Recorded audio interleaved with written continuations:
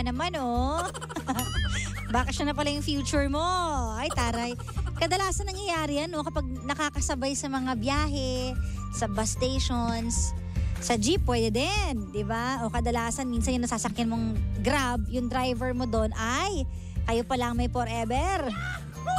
Akalain mo nga naman kung saan mo siya matatagpuan, di ba? Sa mga simpleng ganyang sitwasyon lang. O kaya wag kang mawalan ng pag-asa. We are live once again on Facebook. Hanapin mo lang sa Facebook, Energy FM 106.7 or DJ Kara.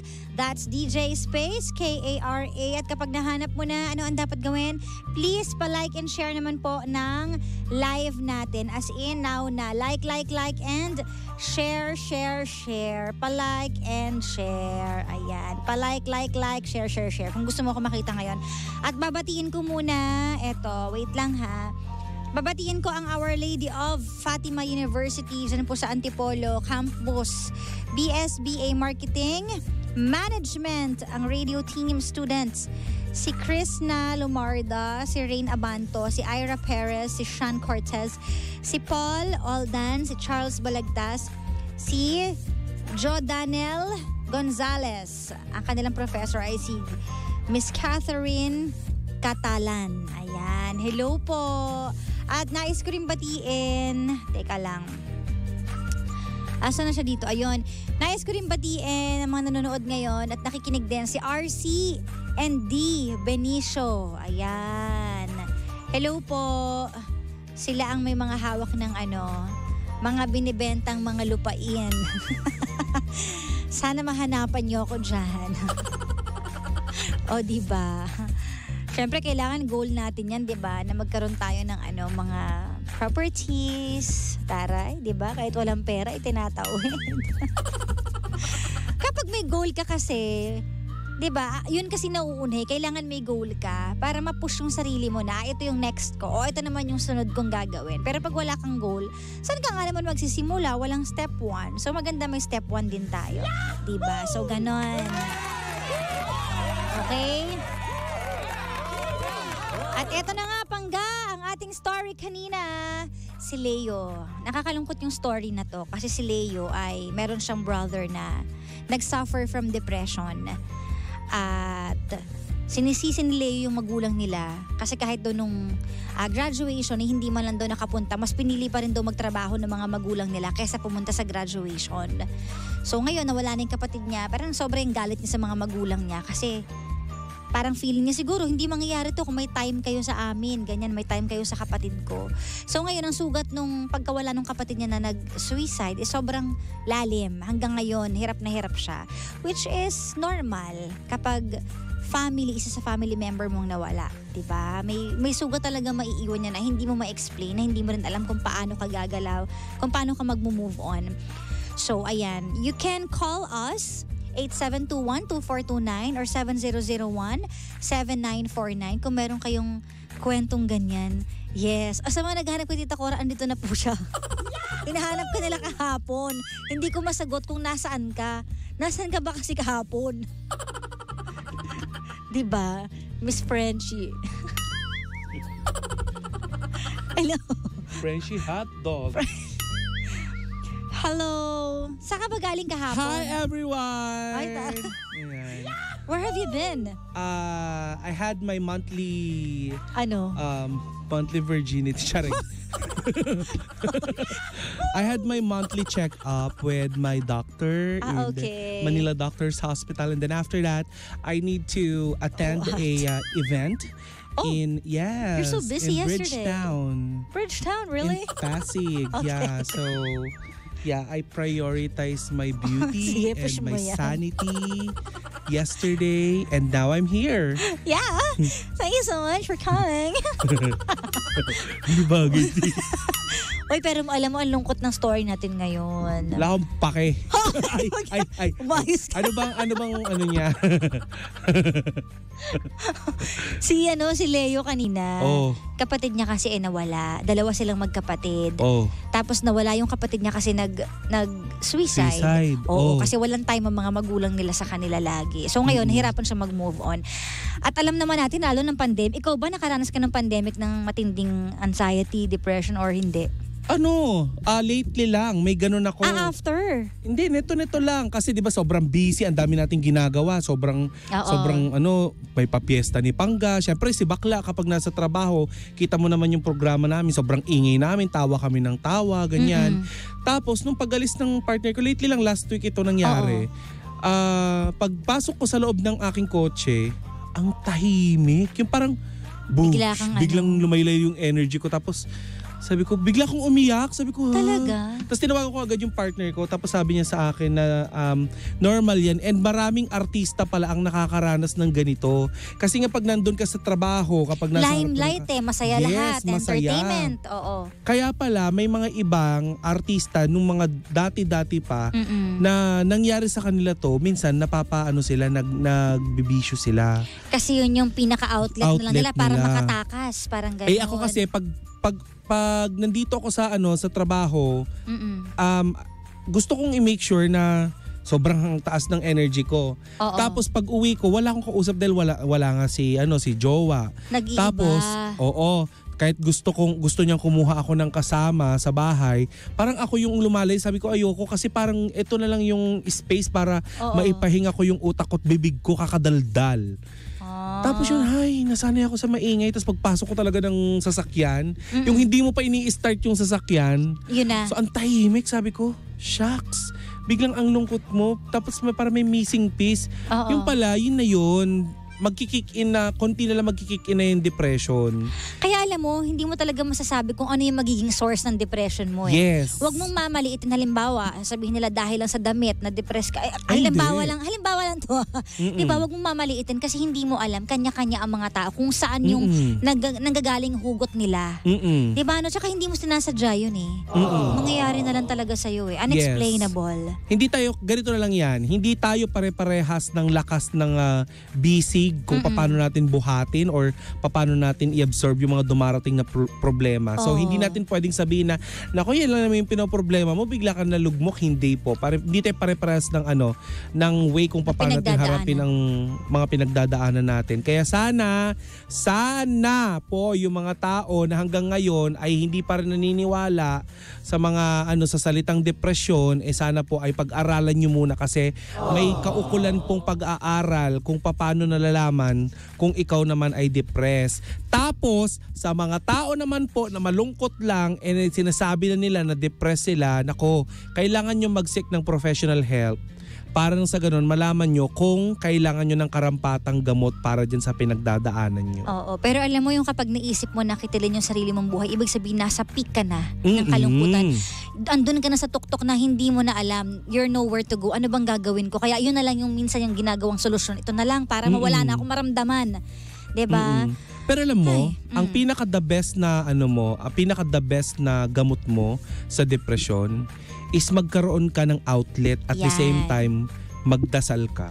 Totoo. Halimbawa sa akin, ano bang outlet ko? Pag uwi ko, sabi ko, shucks. Muntik ka na. Hindi ako magsabi ng Muntik ka na. Shucks. Tapos? Shucks, sabi ko, hindi ako pwedeng malungkot kasi mabibitbit ko to sa trabaho. Diba? Pag namatay na ang ilaw at pag nagsara na ang tilon, hindi pwedeng mangyari ito na malulungkot ako. Ano ginawa ko? Nag-umpisa ulit ako mag-K-drama. Remember nung nasa barko ulit siya? Nung nasa barko yung jowa ko, nag-K-drama ako. Hininto ko lahat para sa kanya. Sige, hindi ako mag-K-drama para may oras tayo. Ngayon, sabi sa akin, remember kung anong ginagawa mo kapag sumasakay ako ng barko. Di ba nag-K-drama ka? Mag-K-drama ka ulit. Mag-K-drama ako last night, nag-umpisa na ulit ako. Anong pinapanood mo? Sa ngayon, ang pinapanood ko ulit ay Crash Landing. My favorite. Kasi ikaw talaga yung gagawa ng, tutulungan mo yung sarili mo, ikaw gagawa ng paraan kung Yes. paano mo i-lift up yung sarili mo. Yes, kahit sinong tao pa ang nasa paligid mo na willing kang yakapin at tanggapin ka at kahit anong advice ang matanggap mo galing sa kanila, kung hindi mo tutulungan ang sarili mo, hindi ka makakausap. Tama. At tignan natin kung paano niya tinulungan yung sarili niya kasi merong isang caller tayo ngayon na nakaka-relate sa story. Sino yan? Papasukin na. Hindi kita marinig. Ito na. Nasa ang line tayo, nasa Globe PLDT, line 1. Ayan. So, Wait sa lang. mga susunod po na stories natin, pwede rin po kayong tumawag. Kapag halimbawa, feeling nyo, ay ganito rin yung story ko or may gusto kayong sabihin kasi nakarelate kayo, ganyan. Pwede po kayong tumawag. Pwede rin sa messenger natin, Energy FM 106.7. Pwede rin sa Globe at sa PLDT natin. Tignan natin kung anong pinagdaanan ni Diana na matinding na hindi natin alam kung umabot ba siya sa point na naisip din niya na kitilin yung buhay niya sa sobrang kalungkutan or paano niya kinaya nga. Hello? Hello po. Hi! Hello po. Diana? Yes po. Pwedeng pakilakasan? Sige po. Ayan. Sige. Naging robot na nga. Hello? Hello po. Ayan. Okay Ayan, kung na po. merong radyo dyan sa inyo, Diana, pwedeng pakipatay muna at kung merong electric fan ay lumayo ka sa electric fan. Okay po. Ayan, okay. Ayan. Diana, anong pinagdaanan mo na pwede mong i-share sa amin? Maikli lang naman po. Pero mahirap po kasi lalo na kapag fresh graduate. Aray ko, Diana. Naka-headset Patulong ka nga ba, po tayo Diana? dito. Ayan. Kasi baka may ibang napindot. Mukhang naka-headset Ay, sorry po. ka. Ayan, okay na, okay na, ayan. Diana. Okay na po. Okay. Ayan. Kwento, So, paano? Fresh graduate po. So, talagang malakas yung tama ng malalim na isip. Parang nagda-doubt ka sa sarili mo. Madami kang emotion na nararamdaman dahil fresh graduate. Di mo alam kung Correct me if saan I'm ka wrong. Diana, di ba ang nararamdaman mo ba ay parang walang kasiguraduhan kung ano yung papasukin mong trabaho? Oo. Kasi syempre Opo. iniisip mo, paano ba ako Anong mag-i-start? next? Ganun Oo. ba? Opo. O Yun po. tapos? So, yung mga panahon po na yun na mahirap mag-decide kung ano ba talaga yung gusto mong work. Kasi parang nung college, nag-take ka lang po ng course para lang makagraduate. Tapos paglabas mo, hindi ka pa rin sure sa kantongan mo. So parang nag-overthink ka at nagda-doubt ka. So may mga times na parang hindi ka na makatulog sa gabi. So iniisip mo na lang na parang paano ba ito mawala? So parang minsan gusto mo na lang mga hindi huminga, ganun mga bagay po. Oh. Diana, ilang taon ka na? 22 po. 22. Bata May tanong pa. ako sa'yo, kasi di ba fresh grad ka. Nakaranas ka ba ng rejection? Rejection. Oo, sa pag-a-apply mo ng trabaho? Hindi, opo, pero hindi po kasi uso dito na parang makakuha ka po ng email. Parang di ka na lang po nila babalikan kapag nag-apply ka po sa kanila. Asan ba si Diana ngayon? Nasaan ka ngayon? Nasa bahay po. Sa Pilipinas? Nasa Pilipinas ka? Opo, nasa Pilipinas. Oh, I see. So, parang hindi ka nila nare-replyan sa in-applyan mong trabaho, tapos nag-overthink ka na. Actually nangyari yun sa akin dati. Talaga? Yes, kasi nga, alam mo, sa mga bagong graduate lalo na totoo pagbata, yan. Oo. kapag nag-a-apply ka ng trabaho, feeling mo may mas mga magagaling sa'yo. Tsaka parang feeling mo, yan yung contest na sino kaya ang makakauna makakapasok, paano sila, ako wala pa rin. Lalo na kapag nakikita mo yung mga kaklase mo nagtatrabaho na Oo. at yung nanay mo nagdadabog na kasi wala kang maiabot dahil napag-aral ka na nila. Tama ba ako, Diana? Opo. Oo. tama po. Ngayon, Diana, may trabaho ka na ba? Wala pa po. Ilang years ka nang walang work? Mga months pa lang naman po. Months pa lang Months pa lang. Opo. Alam mo Diana, sa akin sa aking sariling experience, alam mo ginawa ko dyan, nagpasa ng resume. Dati hindi ako marunong mag-English, Diana. Wow. Ang pinasok ko nun ay sa call center, lakas ang loob ko, pero yung unang call center na in-applyan ko, iniwan ko yung tsinelas ko sa labas ng ng elevator kasi akala ko ganun ang buhay. Ignorante ang bakla. Oo, kasi galing ako ng Pangasinan, wala akong alam dito sa Maynila. Iniwan ko yung iniwan ko yung tsinelas ko sa labas ng elevator para magpasa diyan sa may may Ortigas yan, sa may gold building dyan. Oh. Iniwan ko yung tsinelas ko kasi akala ko ganon. Tapos, kaka-apply ko, mas natutunan ko kung paano ko lalaruin yung interview. Maaring sa akin nag-work, pwede mo ring itry yung Diana na matututo ka sa mga rejections or sa mga mga pwedeng mangyari sa application mo. So sa ngayon ang pwede kong maipayo sa iyo, huwag kang susuko. Alam mo kung bakit? Kasi baka may mas magandang plano sa iyo or mas magandang nakalaan sa iyo kaya hindi ka nasesendan ng email or nagre-respond through email doon sa inapplyan mo. Tama. At saka kalakasan ng loob. Kagaya ng sinabi mo, ikaw nga sabi mo kahit hindi mo pero pinasok mo yung call center. Dito ko ngayon ipapasok yung pinaniniwalaan kong quotes at motto ko. Opportunity comes to the bold ones. Oh. Kailangan matapang ka, di Alam ba? ko kailangan mo maging bold. Hindi mo naman kailangan maging bold star. Kailangan matapang ka lang sa lahat, di ba? Pero Diana, dumating ba sa point na naiisip mo yung ganun sa sobrang kalungkutan mo, sa sobrang overthink na malala, naiisip mo ba yun na ayoko na mabuhay, ganyan? Opo. Ay, talaga? Naku. Alam mo, pinaka-the best dyan, Diana, mai-advise ko sa'yo kapag ganyan, humanap ka ng kaibigan, pwede mong pagkwentuhan or mag-pray ka. Kasi mga taong kagaya mo, makagaya natin, kailangan natin ng outlet, kailangan natin ng mahihingahan. Hindi dahil mahina tayo, kundi dahil yan yung pinagdadaanan natin. And that's normal, okay? Huwag mong isiping ikaw lang ang nakakaramdam niyan. Maraming nakakaramdam niyan. Hindi lang ikaw. Kaya dapat lumaban ka, ha? Opo. Okay. Huwag kang matakot humingi ng tulong sa mga tao sa paligid. Alam ba ng parents mo pinagdadaanan mo or hindi?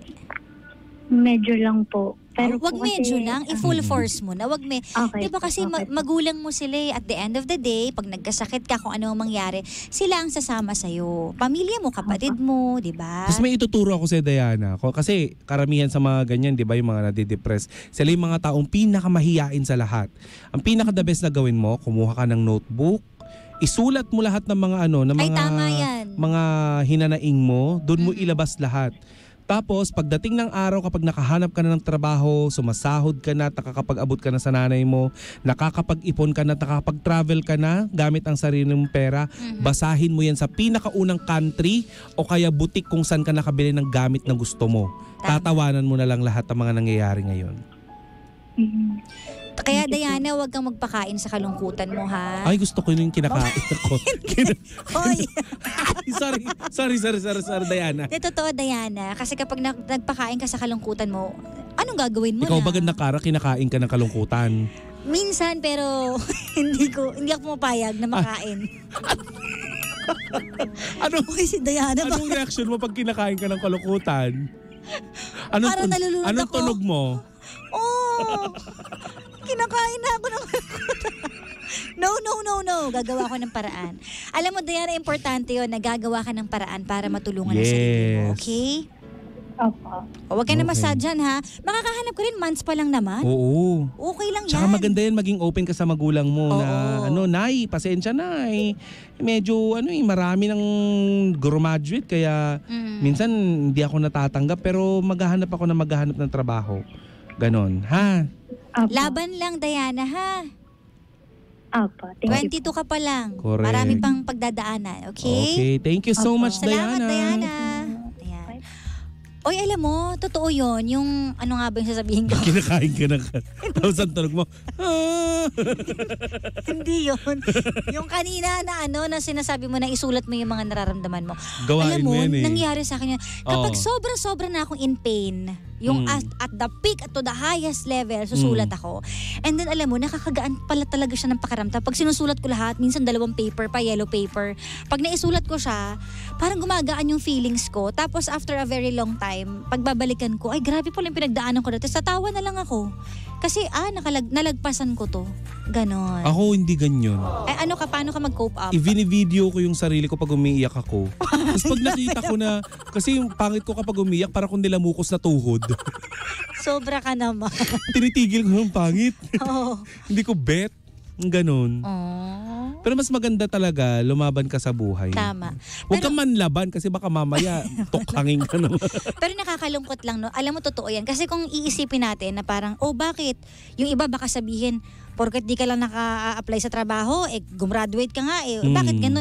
Minsan minamaliit natin yung nararamdaman Uy, ng hindi mga malalim yun. ng mga graduate. Pero alam mo, kadalasang cause yan ng matinding depression. Kasi hindi mo maaaro kung anong iniisip ng mga kabataan ngayon. Lalim mo maaaro. Yung maaano talaga, kahit hindi ngayon, kahit noon, Oo. malalim yan sa kanila yung nakagraduate ka tapos hindi mo alam kung ano magiging future mo, kung may tatanggap ba sa'yo o wala. Talagang makakaranas ka talaga ng anxiety dyan eh. So huwag Correct. nating maliitin yung mga graduate na nakakaranas niyan. Kailangan True. nila ng help. Kapag may mga kaibigan kayo na ganun, suportahan nyo lang. Tapos palakasin nyo yung loob na okay lang yan. Meron pa ulit. Try and try and try and try. Correct. Ganun. Diba? Ganyan talaga ang buhay. Hindi laging pinagbibigyan tayo ng tadhana. So, pinaka-the best na gawin natin ay huwag sumuko. Yes. At Keep going. and kagaya ng sinabi ko, opportunity comes to the bold one. So be bold. So, be bold and don't be be bolder. bold star. Huwag lang mo. Hindi kasi kapag aminin mo kapag madiskarte ka at madiskarte ka at matapang yung loob mo, mas kaya mong gawin lahat eh. Hindi ka nahihiya. Ang ganyan. Tapangan nyo. Nakangiti na pero ang tapang pa rin ng muka. Diba? Diba? Sing tapang ka ng suka. Ay nako, nakalungkot ang buhay pero laban lang. Ano nga pangalan na nagpadala ng ano? Si Leo. Laban lang Leo Ayan, para sa iyong Leo. kapatid. Oo. Yan, okay? Hanggang doon lang ang buhay natin. Kaya Hindi na ikaw, natin maibabalik ang mga bagay-bagay na nawala na. oo. Siguro matuto na lang tayo doon sa experience. Yes, very well said. Lagi tayo may lessons na mga matututunan sa bawat pangyayari sa buhay natin. Correctus cactus. Okay? Mm-mm. At dahil dyan, maraming salamat, Tita Cora. You're welcome. Yes. Do you have any gigs today, events Wala or naman. anything? Bukod sa gusto kong batiin si Ma'am Lida Na dumaan. ng happy birthday. Ay, birthday ba niya? Yes, it's her 18th birthday. Wow! Happy 18th birthday, Ma'am Lida. Kaya Kino. pala may pakain. Sabi ko, anong meron? Yun pala yun. Oo. Yun pala yun. Anyways, ay gusto ko rin palang batiin, nagbababati ngayon ang Team Amiga. Hello po. At si Mami Cynthia. At sa lahat na nanonood ng live ngayon, bukas ulit 12 noon to 3 p.m. Live pa rin naman tayo. Okay? Yes. Siya at syempre bago ang 12 noon, baklitas muna 11 a.m. Oo. Promote mo na ang mga bagong chika din. Ayan, sa lahat ng ating mga pangga na nanonood sa atin ng tinatawag naming Team Replay dyan sa YouTube, hindi lang po sa YouTube ninyo kami mapapanood. Available na din ang aming mga chikahan ni Kapitana Sisa sa ating YouTube, sa ating TikTok account. Ayan. And also, sa lahat ng ating mga pangga na patuloy na sumusuporta sa aming programa, maraming salamat po. Makaasa kayo na itutuloy namin ang 80% dog show, 20% chikahan. Grabe naman yun. Ayan, sila po muna bago ako 11 a.m. to 12. Okay? Direct Daryl Yap, hello. Ayan, hello. Siya, magpapaalam na po ako. Susunod na po ang Jimshi. Ako po ang nag-iisang chicks ng radyo. Wala iba kundi si Kara. Dito lang yan sa number 1, 06.7 Energy FM. Panggawag mo sabihing radyo. Sabihin mo.